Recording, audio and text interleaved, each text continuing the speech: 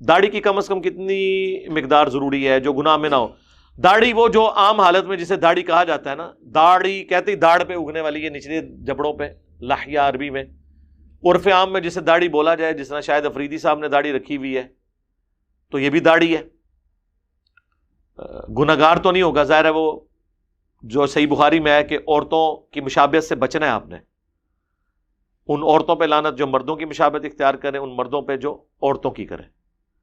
اور سورہ نساء کی آیت نمبر 119 ہے وَلَآمُرَنَّهُمْ فَلَيُغَيِّرُنَّ خَلْقَ اللَّهِ، شیطان نے کہا تھا میں انسانیت کو ابھاروں گا، وہ تیری تخلیق کو بدلیں گے۔ عورت کو اللہ نے داڑھی نہیں دی اور مرد کو داڑھی دی ہے، مرد کا داڑھی مڑانا اللہ کی تخلیق کو بدلنا ہے،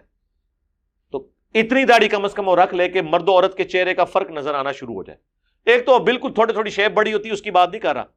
مناسب یعنی کم از کم 1-1.25 انچ تو کم از کم داڑھی ہو نا،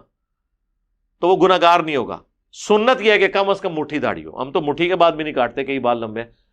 مٹھی ہو تو بہتر ہے، جیسا مصباح الحق نے رکھی ہوئی ہے، ٹھیک ہے آپ وہ رکھیں زیادہ افضل ہے، لیکن چھوٹی بھی رکھ لیں۔ باقی جہاں پہ اسلام نے خود بالوں کو ریموو کرنے کا حکم دیا ہے، وہاں پہ بالوں کا ریموو کرنا ہی فطرت ہے۔ ویسے تو صحیح مسلم میں حدیث ہے داڑھی بڑھانا فطرت ہے، لیکن بخاری مسلم میں ہے کہ 5 چیزیں فطرت سے ہیں: مونچھوں کو پست کرنا، ناخن کاٹنا، ختنہ کروانا، زیر ناف بال اور بغلوں کے بال، اور مسلم شریف میں حدیث ہے 40 دن کے اندر ایک دفعہ یہ کرنا ہے۔ وہاں پہ ریموو کرنا فطرت ہے، داڑھی کو رکھنا فطرت ہے، ٹھیک ہے۔ حضرت محمد صلی اللہ علیہ وسلم کی سنت تھا یا داڑھی مبارک کو تراشا نہیں، وہ اس لیے نہیں تراشا کہ آپ کو ضرورت نہیں پڑی نا تراشنے کی، میں نے بھی نہیں تراشا، ابھی یعنی 43 پلس میری ایج ہو چکی ہے، اب کیا داڑھی میری اور بڑھنی ہے، آپ دیکھ لیں، سچی داڑھی ہے، کبھی ایک دفعہ بھی نہیں کاٹی ہے، تو نیچرل اتنی ہے۔ یہ چاندے کے لوگوں کی داڑھی کی لمبی ہوتی ہے، نبی علیہ السلام کی تو داڑھی ہے ہی اتنی تھی۔ ایک ہی حدیث ہے حضور کی داڑھی کی لمبائی پہ جو شمائل ترمذی میں ہے کہ نبی علیہ السلام کی داڑھی نحر تک تھی۔ یہ نحر، یہ جو ہلکا سا گلے کا جوڑ ہوتا ہے، جتنے لوگوں نے حضور کو خواب میں دیکھا ہے نا، انہوں نے اسی طرح داڑھی بیان کی ہے، البتہ گھنی ضرور تھی، چہرے پہ پھیلی ہوئی۔ یہ جو اتنی لمبی لمبی ہے، اس طرح حضور کی داڑھی ہے ہی نہیں تھی اتنی لمبی۔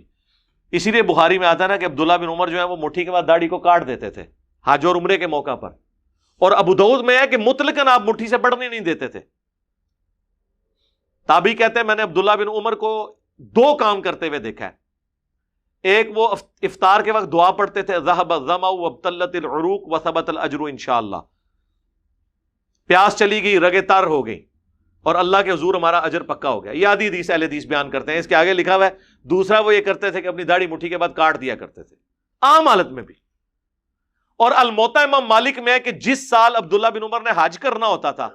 اس سال عبداللہ بن عمر رمضان کے بعد سے اپنی داڑھی کو لمبا کر لیتے تھے مٹھی سے، اور پھر حج کے بکرے موقع کے اوپر وہ داڑھی کو بھی کاٹتے تھے، جس طرح بال کو ریموو کیا جاتا ہے نا، وہ داڑھی کا بھی سمجھ لیں ترشوا کے اس کو بھی اللہ کے لیے قربان کرتے تھے، اور وہ داڑھی انہوں نے انہی دنوں میں بڑھائی ہوئی ہوتی تھی۔ عبداللہ بن عمر داڑھی مٹھی سے زیادہ نہیں رکھتے تھے۔ 3 صحابی ہیں داڑھی روایت کرنے والے، عبداللہ ابن عباس، حضرت ابو ہریرہ اور ابن عمر، اور تینوں کی داڑیاں مٹھی تھی، سب مٹھی کے بعد کاٹتے تھے۔ مصنف ابن ابی شیبہ میں پورا چیپٹر موجود ہے، بخاری مسلم سے میں نے ثابت کیا داڑھی کی لمبائی آپ لکھیں، اور میں نے کہا یہ بہت لمبی داڑیاں جو ٹوائلٹ میں بیٹھے وقت تنگ کریں اور ان کو یوں شولڈر پہ رکھنا پڑے، یہ خلاف سنت ہے۔ زبیر لذیذ صاحب داڑھی کے کاٹنے کے قائل تھے، بلکہ کہتے تھے اجماع صحابہ ہے کہ اس کا کاٹنا جائز ہے۔ میں نے ویڈیو میں ان سے ریکارڈنگ کروائی تھی، میں نے کہا آپ بھی کاٹا کریں، کہتے ہیں یار میری تو اتنی نہیں کہ مجھے ضرورت پڑے۔ تو ایک دفعہ میں نے ان کو فون پہ یہ بات بتائی، میں نے کہا جی عبداللہ بن عمر تو اتنے متبع سنت تھے، صحیح بخاری میں آتا ہے کہ جس جگہ حضور نے سفر حج میں سواری بٹھائی وہاں سواری بٹھاتے تھے، جہاں نماز پڑھی وہاں نماز پڑھتے تھے۔ مسند احمد میں تو یہاں تک آیا ایون حضور نے جہاں پہ پیشاب کیا وہ سنت پہ عمل کرتے تھے، وہاں پہ پیشاب بھی کرتے تھے سفر حج کے دوران۔ تو میں نے کہا آپ سوچ سکتے ہیں کہ عبداللہ بن عمر جو اتنی چھوٹی چھوٹی چیزوں پہ عمل کرتا ہو، اور اسے یہ پتا ہے کہ حضور نے داڑھی کبھی نہیں کاٹی اور وہ مٹھی سے بڑھنے نہیں دیتا داڑھی، تو یہ ایسا کیوں تھا؟